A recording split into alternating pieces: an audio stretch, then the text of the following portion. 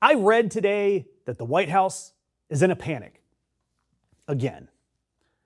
But this time it may actually be soccer chants that have Trump's goons scrambling. And first, I've got to tell you this. I love soccer chants. I love them. They're funny. They're filthy. Half of them get invented on the spot by some guy in row 14 who's had 9 pints for breakfast. And these chants, they unite a crowd in a way that I have never once felt at an American sporting event. I mean, you've got some classics. I mean, my favorite, "What do you think of Tottenham?" It's a good one. You've got Japan's awesome mashup of Vamos Nippon, the Spanish and the Japanese. Norway's row chant, and classics like the one that is used to serenade Luis Suarez with the words, "Your teeth are offside." That is poetry. Pure poetry, especially if you know Luis Suarez. And the World Cup, it hasn't let us down. It's brought us some new chants that have reportedly thrown Donald Trump's White House into full-on crisis mode. And that might finally make Donald Trump think twice about doing the one thing he physically cannot stop himself from doing, which is shoving his way into the middle of someone else's celebration. And on previous videos, I've discussed this as a possibility, but now it's official. FIFA boss Gianni Infantino announced on Fox and Friends, of course, that Donald Trump will be there to present the World Cup trophy at the final in New Jersey on July 19th. The biggest prize in the biggest sport on the planet handed over by Donald Trump.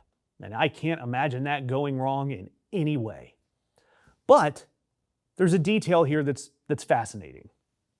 Because in a break from FIFA's own protocol, the trophy will now be co-presented. Trump and Infantino together, both sets of hands on the cup. At the last 2 World Cups, the FIFA president handed the trophy over solo and then got out of the way. This time, they're sending 2 grown-ass men to chaperone 1 trophy. And why on earth do you think that FIFA would suddenly need the buddy system to hand over a trophy? Well, because of what happened last summer at the Club World Cup. Trump was invited to hand the trophy to the winning team, Chelsea, and he did, but then he simply wouldn't leave. The players were trying to lift the cup, have their photograph, have that moment with the confetti flying, and there is that fat orange turd, the President of the United States, playing a dead center, refusing to move, soaking in a celebration that had nothing to do with him. Meanwhile, the Chelsea players glanced at each other like they were waiting for a substitution that never came. Also, Trump stole their trophy. A little detail there.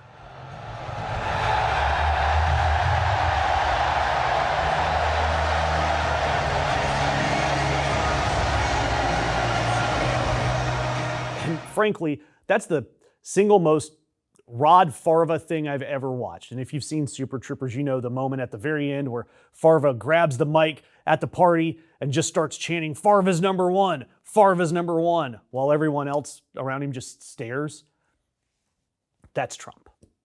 And that is why FIFA is using the head of the most corrupt organization on the planet to keep the most corrupt politician on the planet in line.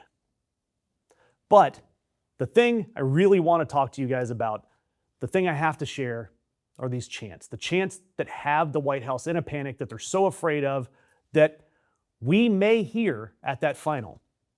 And we've already had a taste of what Donald Trump may face from a stadium full of rabid fans. And I've got to give credit to the fans from Australia, England, Scotland, New Zealand, because they seem to be the ones that have collectively turned the World Cup into the largest open mic roast of a sitting president in modern history. And look, I've got to tell you what they're chanting, and I'm going to give you the lyrics, and hopefully my team can handle the bleeping, but I want you to hear what they have to say, because thousands of Australian fans, reportedly around 10,000 of them, in Vancouver, marching through the streets, singing, "Aussie boys are on a bender, Donald Trump is a sniffer." And that's a nod, of course, to the fact that a jury has held Trump liable for sexual abuse in a civil case. That's why it's true. England fans, they went bigger with a number that goes, "He's fat with piles.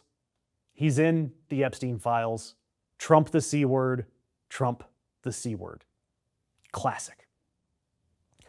And then you had an Australian comedian named Amos Gill strolling in the middle of a crowd of USA fans and chanted, "He's one of your own, one of your own. Jeffrey Epstein was one of your own." Awesome.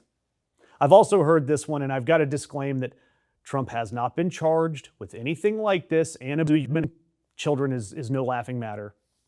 But there is a chant going around that says he's fat, he's old, he likes them 12 years old. And there are reportedly more of them brewing, taking aim not only at the president, but also American culture, everything from our tariffs to our tipping culture to our obesity rates. And then there's another one that's pretty hard to laugh at, frankly, because some fans have reportedly been needling America over school shootings, singing about whether our kids are safe. And the hardest thing about those chants is that they aren't really a burn, they're just true, sung back to us by strangers, and they're all finding their mark because we haven't fixed any of it. But for Trump, what does the man who put his entire tournament on his own soil do in response to chants? Playful chants. He hides. Donald Trump, the man who can't let a sunrise happen without taking credit for it, hasn't attended a single World Cup match in his own country.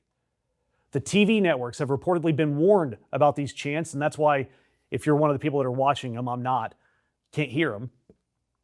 But Donald Trump's staff is reportedly steering Trump away from any game that might involve an English-speaking team, which, when you think about it, is a remarkable sentence.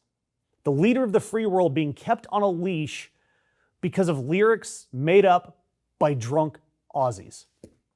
I'll toast those folks with a shoey later. And look, Trump's allies, like Republican Senator and alleged human being Rick Scott, tried to come to his defense. Rick Scott responded to these vulgar chants and said, "If you come to our country, you ought to be respectful of our president." And then he added that those fans probably can't do it in their countries. Just to be clear, he's wrong about that because Australia actually ranks higher than the United States on global press freedom. Farva's number one.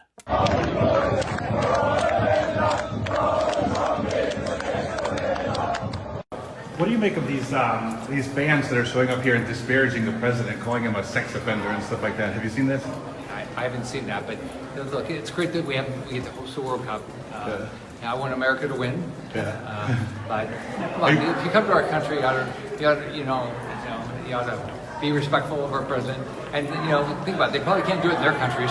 Yeah. Well, I mean, it's the Australians. The Australians are the ones who are really pushing it. So. And what gets me, any other president getting roasted by a global stadium would have laughed.